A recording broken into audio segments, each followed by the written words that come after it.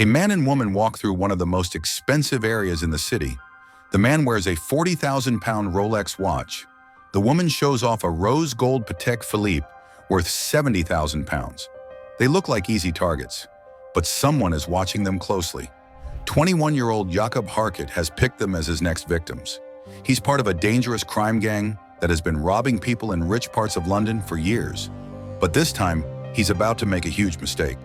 Because these two people aren't normal tourists, they're undercover police officers.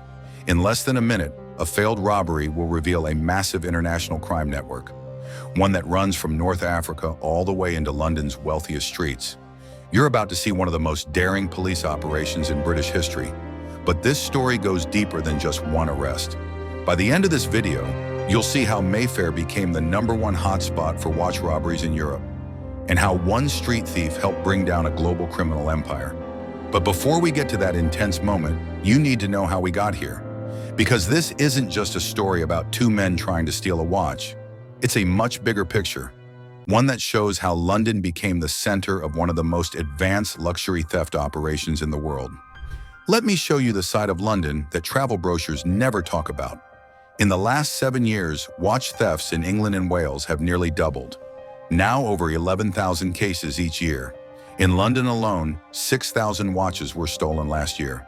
That's more than 16 watches every single day. And if those numbers surprise you, wait until you hear what's next. If you're feeling the same chills I felt while researching this story, hit that like button and tell me you want more of these deep dives into the secret world of high-level crime. Now here's where things get really shocking. Wealthy business people, the kind who fly around the world closing million-pound deals, have started avoiding London.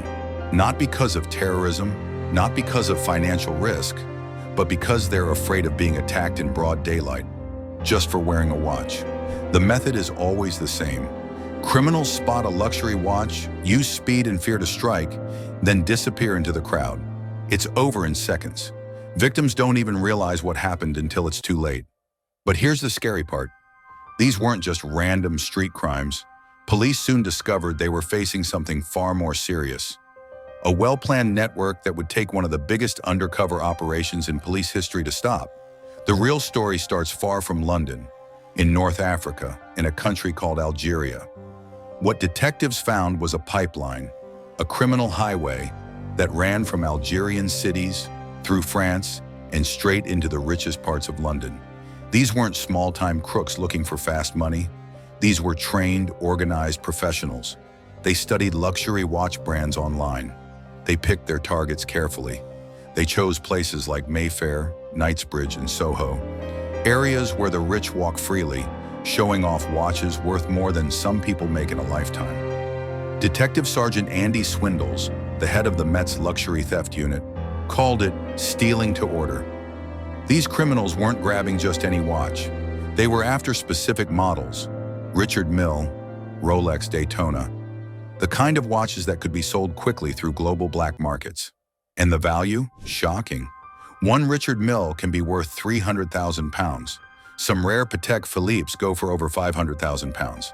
In just one day, a skilled thief could steal more than most people earn in a lifetime. But what made this gang truly dangerous wasn't just the money. They weren't just stealing watches, they were stealing people's sense of safety. They were making rich, well-protected areas of London feel unsafe. They were going after the same people who fuel the city's economy. By the end of 2024, things had reached a breaking point. The Met Police knew they had to do something bold, something that had never been done before. They had to become the bait themselves. This special operation began months before October 10th. The police had already been running undercover missions in central London for over a year. But this time, it was different. This time, it was personal. Two undercover officers, whose names are still being protected, were given a risky job: walk through London's most dangerous areas, wearing expensive watches, and wait to be attacked. Think about that for a second. They were turning themselves into targets, wearing watches worth more than most people's homes, just to lure the thieves out. The male officer wore a real Rolex Sky Dweller worth 40,000 pounds. The female officer wore a fake but very convincing Patek Philippe, which would be worth 70,000 pounds if real. Together, they looked like a dream target. walking around with what seemed to be 110,000 pounds on their wrists. But they weren't alone. All across Mayfair, backup teams were hiding, surveillance cameras were rolling, plainclothes officers watched every corner. This wasn't just a sting, it was a carefully planned trap, built to catch the Rolex Rippers in the act. Now, before I tell you exactly what happened when the criminals took the bait, take a moment to appreciate the bravery of these officers. They didn't just risk their watches, they risked their lives. If you're as impressed by their courage as I am, hit that like button and share this video with someone who respects what real police work looks like. For 4 hours, nothing happened. The officers walked the same route, from Berkeley Square to Hayes Mews, again and again.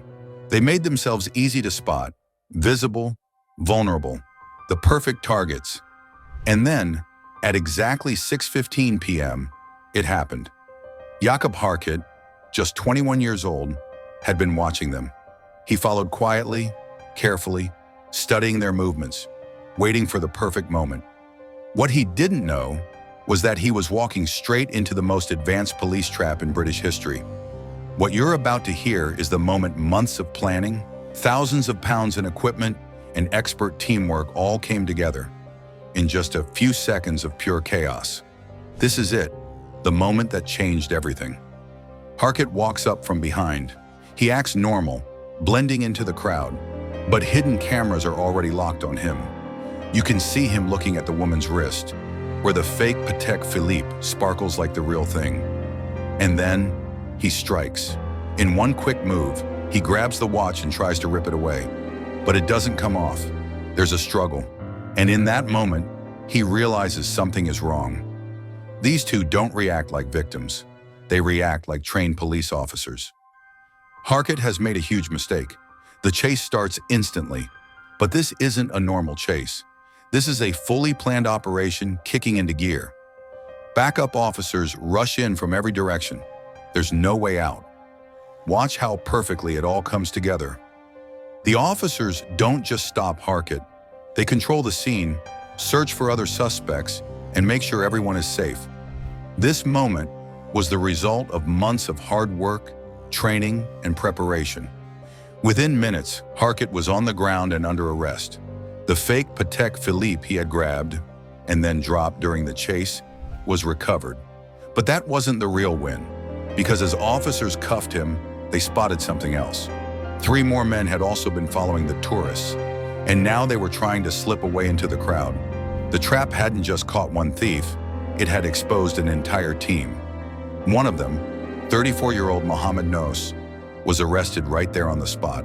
But the other two, 31-year-old Adel Mohammed and 37-year-old Janice Amri, managed to escape. They were later found guilty in their absence, but to this day, they remain wanted by police. Then came the twist that changed everything. This wasn't just a robbery, it was part of something far bigger. In the days after the arrests, detectives began putting the pieces together, and what they uncovered was both fascinating and frightening. When they searched Mohammed Nos's phone, they found something that proved this wasn't random. The day before the attack, he had been researching luxury watches online, specifically Richard Mille watches, some of the most expensive in the world. This was no accident. This was professional-level planning, but it didn't stop there. Through international cooperation, police followed the trail back to Algeria. They discovered that these suspects weren't acting alone. They were part of a much larger criminal network, one that had infiltrated London's wealthiest areas. And the scale? Unbelievable. Police estimated the group had stolen millions of pounds worth of luxury watches. London wasn't just a random target. It had become the #1 destination for a global crime ring, and the emotional damage was just as serious. Victims were left scared, anxious, and traumatized. Some were afraid to wear watches in public. Others were scared to walk the same streets they once called safe. But what police uncovered next made the case even more shocking. With help from French authorities, they found out this same gang was also operating across multiple European countries. It wasn't just London. They were hitting every major city where the wealthy walk free. This was organized crime at its most advanced. The criminals had done their homework. They knew the legal systems. They knew where police cooperation was weak, and they used that knowledge to stay ahead. That's when detectives realized something chilling. The operation they had just stopped was only the beginning. This wasn't the whole network. It was just the tip of the iceberg. If this international conspiracy shocked you even half as much as it did me when I first uncovered it, now's the time to subscribe to UK Crime Stories. This is the only channel where we go this deep into hidden crime networks that most people never even hear about. And trust me, what you're about to learn next will completely change the way you see modern organized crime. Months after the sting operation, the case finally reached Southwark Crown Court. And what came out in that courtroom stunned even the most experienced prosecutors. Jakob Harkett, knowing he was caught red-handed, pleaded guilty to robbery. The CCTV was clear. Multiple angles showed him attacking the undercover officer. There was no room to deny it. But Mohammed Nos took a different route. He claimed he was just in the area by coincidence, that he wasn't involved. The jury didn't believe him for a second. After reviewing his phone history, surveillance footage, and other evidence, they found him guilty. Recorder Jack Al-Ghazi KC handed down strong sentences. Harkett got 2 years, reduced due to his guilty plea. Nos got 3 years, combined 5 years behind bars. But what really stood out was what the judge said. He called it highly organized crime, with thefts carried out to order. He said the motivation wasn't survival, it was pure greed. The other 2 suspects, Adel Mohammed and Janice Amri, had escaped. But they were convicted in absentia, and arrest warrants are still active. To this day, they remain wanted by police. But the real victory wasn't just about jailing a few criminals, it was about the message it sent. London's police weren't going to stay quiet anymore. They were taking the fight back to organized crime. So what does this case really teach us about crime and security in modern London? On one hand, it's hopeful. This operation proved that smart, undercover work and international cooperation can actually make a difference. The police showed they're willing to adapt to new kinds of criminal threats. But the bad news? The Rolex Ripper network is still active. London is still seen by international criminals as a goldmine. And the core problem hasn't gone away. Wealth is still being openly displayed on the streets. That creates opportunity and risk. The economic fallout is real. London's image as a safe haven for the rich has taken a hit. People feel scared, businesses suffer, and security costs go through the roof. But the most worrying part? This case revealed the future of crime. These aren't old-school crooks. They're smart, global, and fast-moving. They study their targets. They know how to dodge the law, and they're always evolving. Social media now helps them pick victims. Encrypted chats help them coordinate. Flights help them strike in one country and disappear into another. Yes, the Rolex Ripper case was a win, but it was also a warning. This is just the beginning. Here's something that might surprise you. If you've made it to this point in the video, you're part of the top 12% of viewers who actually watch all the way to the end. And that tells me something important. You care. You care about how these criminal networks really operate. You care about the safety of your city. You care about justice. So here's what we learned. We learned that London is being targeted by highly organized international gangs. That luxury watch theft has become a billion-pound industry, and that taking these networks down requires more than just patrols. It requires innovation, teamwork, and serious courage. But maybe the biggest lesson is this. Justice doesn't always come with flashing lights. Sometimes it walks quietly, in the form of 2 officers disguised as victims, waiting in the shadows, daring criminals to make a move. Jakob Harkett and Mohammed Nos thought they were picking easy targets. But what they really did was expose the dark underbelly of one of the most dangerous criminal enterprises operating in Europe today. The Rolex Rippers are still out there, but now they know the next risk they grab might not just carry a luxury watch, it might carry a badge. If this story hit you the way it hit me, subscribe to UK Crime Stories for more powerful true crime cases that peel back the layers on organized crime and hidden corruption. Tap the notification bell so you never miss the stories others are too afraid to tell. And remember, sometimes the most dangerous criminals are the ones who think they'll never get caught. I'm your host at UK Crime Stories. I'll see you in the next case.